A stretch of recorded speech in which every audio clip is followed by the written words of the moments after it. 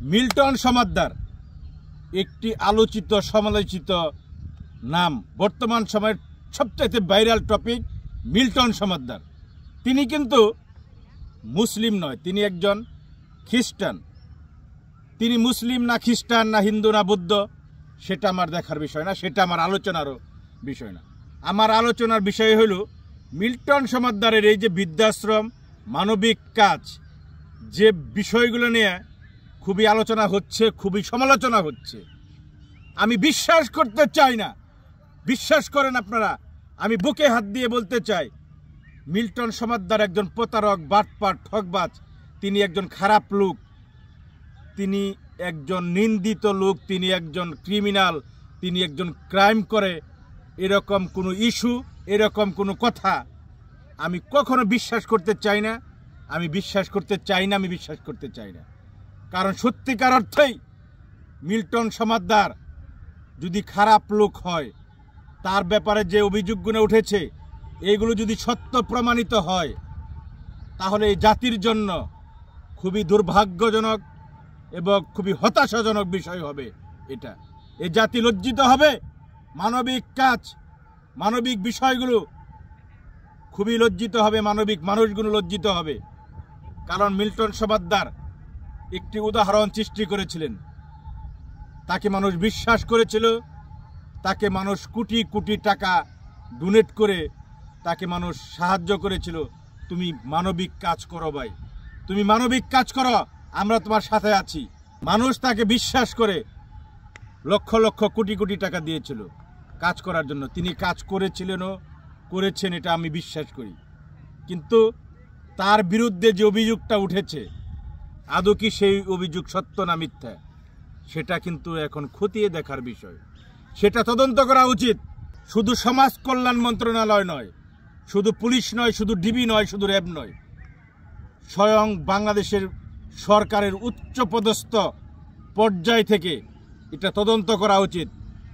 Milton Samaddar সে যদি দোষী হয়, তার বিরুদ্ধে যে ধরনের অভিযোগ উঠেছে সেগুলো যদি সত্য হয়, তাহলে তাকে এমন শাস্তির আওতায় আনতে হবে, আনা উচিত, যেন ভবিষ্যতে মানবিক কাজের দৃষ্টান্ত দিয়ে, মানবিক কাজকে সামনে উদাহরণ দিয়ে, মানবিক কাজের ব্যানারে কেউ যেন ভবিষ্যতে এ ধরনের ছিটারি, বাটপারি, ঠকবাজি এ জাতির সাথে করতে না পারে, সেটা এমন শাস্তি তাকে দিতে হবে। আমি সোজা বলতে চাই, এরকম ফায়ার স্কোয়াডে তাকে করতে হবে, তাকে আমি বললাম না, তাকে করতে হবে। বাঙালির এই দাবি তার প্রতি।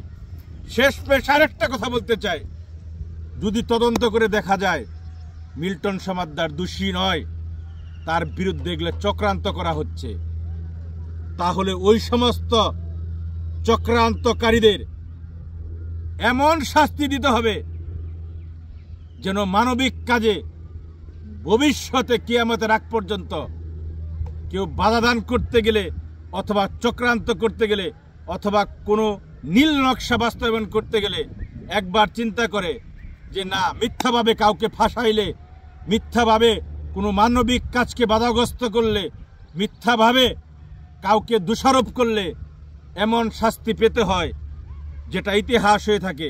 ওই ইতিহাসের কথা চিন্তা করে ভবিষ্যতে চক্রান্তকারীরা যেন সাবধান হয়, এবং সাবধান এমনভাবে হয় যেন কেউ এই দুঃসাহস সৃষ্টি না করে। এমনটা হতে পারে না, যেটা আমার বিষয়, যেটা আমি বলতে চাই, যে এই যে অঙ্গ প্রত্যঙ্গের যে বিষয়টা আছে, এটা হতে পারে না। এটা হতে পারে না, এই কারণেই হতে পারে না, কারণ শত শত মানুষের অঙ্গ প্রত্যঙ্গ মিল্টন সমাদ্দার বিক্রি করে দিবে, আর এদেশের আইন শৃঙ্খলা বাহিনী, গোয়েন্দা বাহিনী কিছুই টের পাবে না। এমনটা হতে পারে না, কারণ গোয়েন্দা বাহিনী এমনটা হলে আগেই টের পেত। বা একটি কথা বলতে চাই, সেটা হলো এত লোকের অঙ্গ প্রত্যঙ্গ বিক্রি যে করলো মিল্টন সমাদ্দার, সেই অঙ্গ প্রত্যঙ্গ যাদের কাছে বিক্রি করছে তারা তো বাংলাদেশি লোকই, তারা হয়তো বেঁচে আছে। আইন শৃঙ্খলা বাহিনী যারা তার বিরুদ্ধে অভিযোগটা তুলছেন, আপনাদের বলি, আপনারা 2-4 জন খুঁজে বের করেন, 2-4 জন খুঁজে বের করেন, 5 জন লোক খুঁজে বের করেন, যে মিল্টন সমাদ্দারের কাছে অনেক কিডনি কিনছে, চোখ কিনছে, লিভার কিনছে, গুর্দা কিনছে, ফেফসা কিনছে। এগুলা 2-4 জন 5 জন লোক আপনারা খুঁজে বের করেন যে আমি মিল্টন সমাদ্দারের কাছে থেকে কিনে আমি লাগাইছি, আমি ভালো আছি, বেঁচে আছি।